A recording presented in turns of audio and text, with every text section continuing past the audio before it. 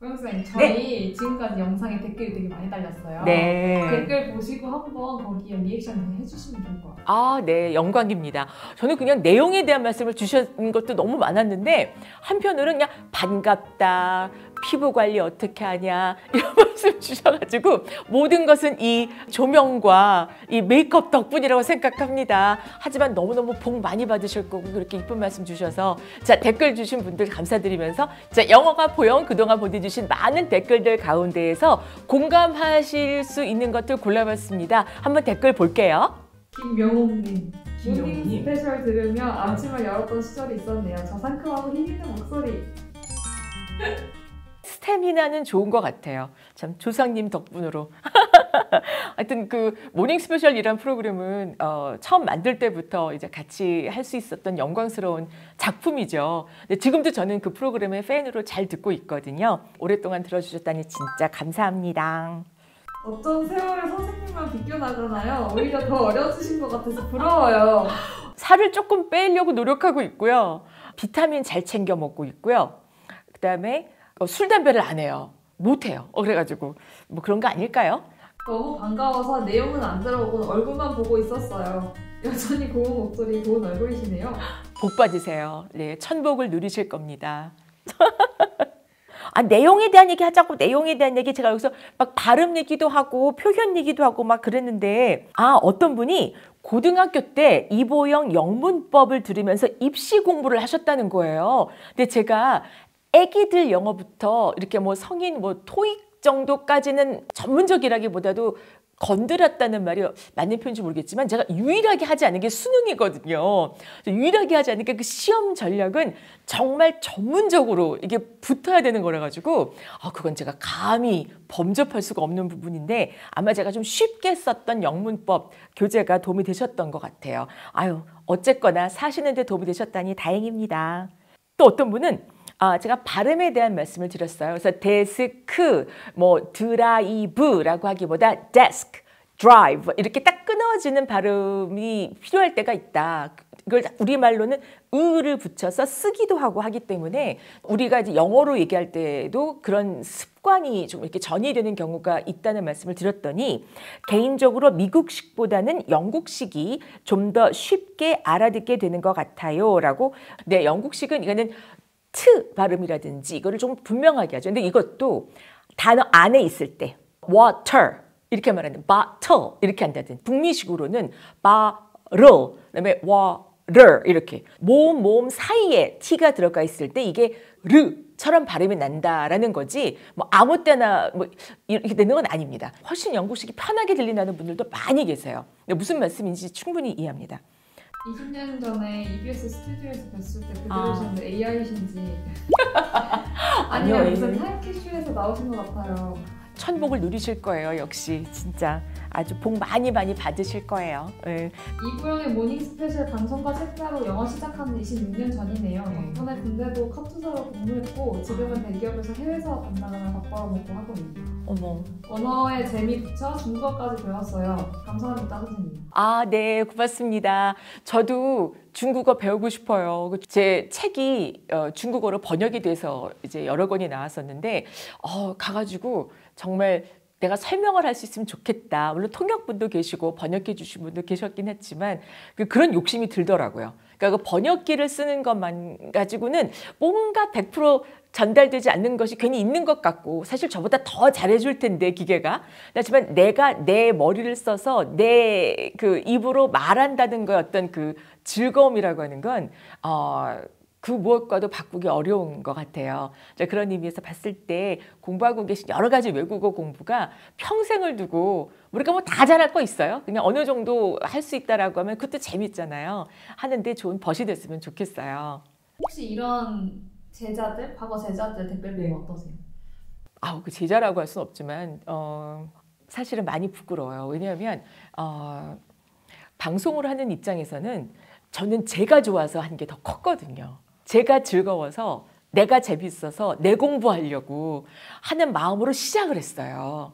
근데 하다 보니까 이걸 가지고 뭐 시험을 봤는데 당신이 이렇게 말했는데 내가 이렇게 됐다 한다든지 어떤 분은 예전에 한가람 그 문학상을 수상하신 한 작가 선생님께서 제 방송을 들으시고 아침에 맑은 정신으로 내가 글을 썼는데 그 책이 그 해에 뭐 문학상을 수상했다고 하시면서 책을 보내주신 분이 계셨어요. 나는 한때 자작나무를 탔다.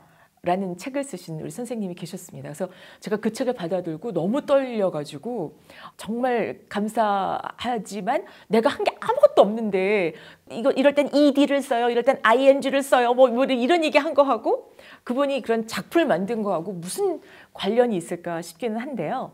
영어는 그냥 기분이 좋아지는 게 있는 것 같아요. 뭔가 이렇게 샬라샬라 이런 거 있잖아요. 골치 아프고 막 힘들게만 여겼던 영어 공부를 막 괴롭게 공부한 것 같지는 않은 사람이 누가 하나가 나타났다라고 할 때는 영어가 그렇게 아주 재미없는 건 아닌가 보다. 저 사람 저렇게 하는 거 보니까 그럴 때는 뭔가 내 삶에 이만큼이라도 변화의 어떤 그 촉매가 되지 않을까 싶긴 하거든요. 그런 의미라고 좀 받아들이고 싶어요. 그랬을 때 여러분이 하고 계신 많은 훌륭한 일을 할 때 영어 때문에 억울하거나 영어 때문에 막 속상하거나 영어 때문에 막 불이익을 당했는데 아무 말도 할 수 없었다거나 이런 일은 없는 그랬으면 좋겠어요. 그건 정말 속상한 일이거든요. 영어가 뭐길래 그죠? 사람 나고 영어 났지 영어 나고 사람 난 건 아니잖아요. 이제는 세상이 달라져가지고 다들 한국말을 배우려고 저렇게 열심히 막 공부하고 막 이러는데 기분 너무 이상하기도 하고 좋기도 하고 기쁘고 고맙고 그래요. 다들 이제는 정말 교류한다. 우리 걸 제대로 알려준다는 차원으로 하면 좋을 것 같아요. 아이고 이게 누구십니까? 이보영 선생님 아니십니까? 지금도 이보영의 영문법 잘 간직하고 있습니다. 제가 그 영문법은 그때도 말씀드렸지만 그냥 그 모든 문법 교재는 그렇습니다. 그 예문을 보셔야 돼요. 문법, 이 법이라는 말 때문에 너무 딱딱하고 막 이거 안 지키면 큰일 날 것 같고 막 이렇잖아요. 근데 그거 아세요? 우리말이 더 엄격할 것 같은데 사실 영어 문법도 굉장히 엄격해서 앞이 I면 반드시 M을 써야 되지 I인데 is를 쓰면 안 되는 거거든요. he이면은 is를 써야 되는 거지 he인데 R을 쓸 수가 없다는 거잖아요. 그러니까 이렇게 꼭 지켜줘야 하는. 그다음에 I like apples라고 해야지 I like 애플 이러면 또 안 된다는 거 아니에요.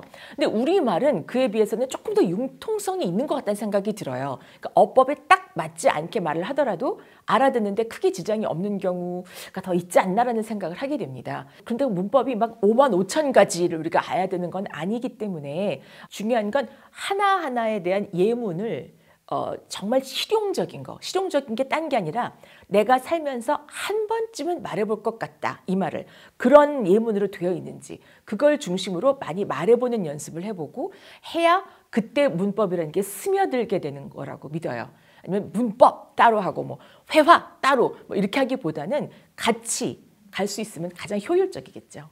어머나 선생님, 저 학창 시절 아침엔 선생님 라디오 듣고 집에 와서 EBS 또 공부하고 그때 제가 만든 노트가 몇 권입니다.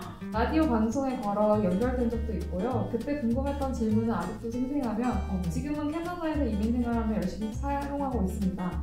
이렇게 뵈니 너무 반가워요. 반가워요. 네, 멀리 타양에서 영어를 우리가 하는 뭐 이유 뭐 여러 가지 다양할 수 있는데 저희 예전에 고등학교 때 윤리 선생님께서 항상 모든 수업에 들어오실 때마다 칠판에다가 동그라미를 이렇게 여러 겹으로 해가지고 그리시고서는 우리가 한 가운데 지금 있는데 밖으로 나가야 된다고 화살표를 go go go 모든 수업에서 항상 그렇게 하셨던 기억이 납니다. 그래서 자꾸 밖으로 뻗어나가야 된다는 말씀을 하셨던 기억이 났는데 그때 영어가 큰 다리 역할을 할 거라고 믿어요. 그래서 지금 이렇게 해외에서 보아주고 계시고 또 이제 삶에서 영어를 막 쓰고 계시잖아요.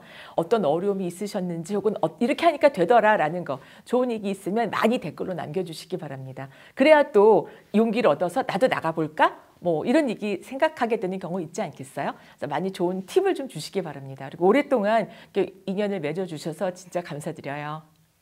세월을 거슬러 가시네요. 예전에 강의 들었어요. 지금은 20년째 DC에 있는데 영어를 알수록 부족함을 느낍니다. 맞아요. 그러니까 워싱턴 DC 계신 것 같아요. 아주 초급에서부터 영어를 공부해가지고 확 올라갈 때가 중급까지 정도는 하면 할수록 살짝 나한테 영어가 달라붙는 것처럼 느껴져요. 워낙 처음에 아는 게 별로 없다가 뭐 하나 하면은 비교적 쉬운 것부터 하다 보니까 하게 되면 다 내 것 같이 되거든요.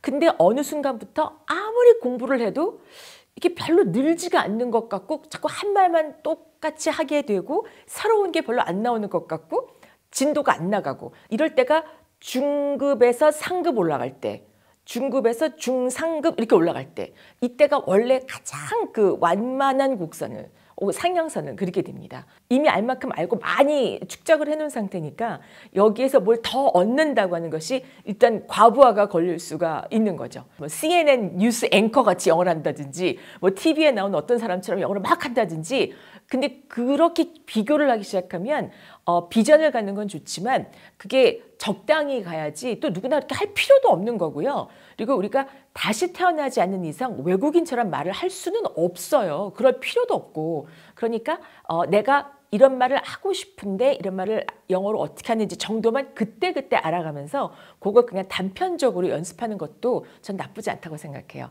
자, 디스에서 화이팅! 이거 댓글 보시니까 어떠셨어요?